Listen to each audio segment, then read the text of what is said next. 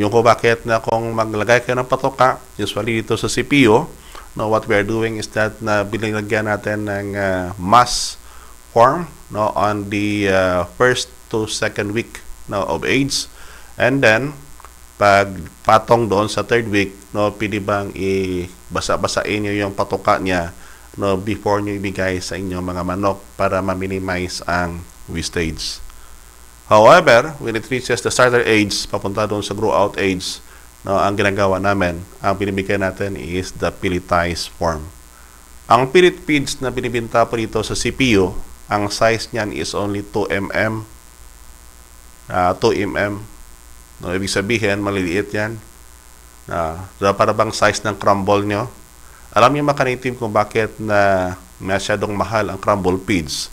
Because it involve 2 processes at 3 processes mechanitive. First, it will be formulated into mass form and then i-pellets.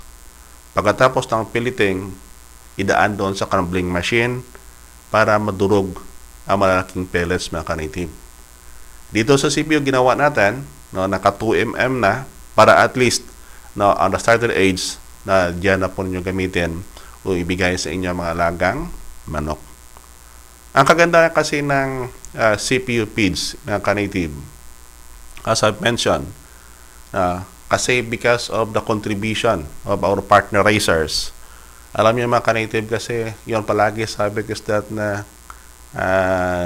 mula noong the time that we started this commercial production, doing research by 1,000 chickens, doon ko pa napatanto na kung nagkakanda ka ng research and then you're using 100 chickens as your number of sample chickens or sample bird, now, iba ang kainatnan niya involving bare thousands of chickens.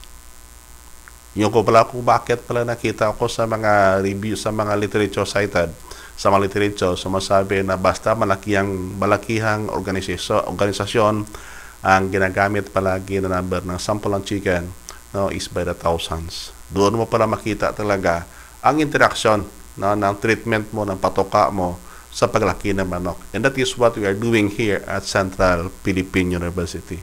No, buong puso po kami nagpapasalamat po sa aming mga partner racers na sa pag-share sa amin na mga findings nila, yung kung bakit na tuloy-tuloy po ang development at Philippine Native Chicken. Yan ang pinagkaiba ng Philippine Native Chicken na research center compared with other research center, because the way and how we develop the technology, hindi lang siya nakapokus na among the technique na nakita ng researcher, but it is the interaction between the racers, the research center, and even up to our consumers.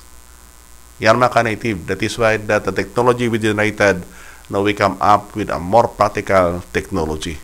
Yung po bakit that even the housing, na makikita nyo, yung nakita nyo kanina, those are the first of the brooding that we have, na kung saan po elevated na para ma-monitor namin yung mga wastage niya, and then we come up with the recent design na kung saan po combination na ng brooding at saka ng growing sa ilalim mga native. Malaking bagay po ang wastage when it comes po doon sa brooding.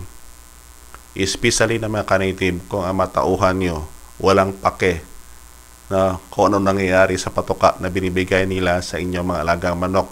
Basta makabigay lang ng patoka, okay na. Yung kung bakit palagi sabi ko is that na iba kasi kung nandyan ka na ikaw na may-ari.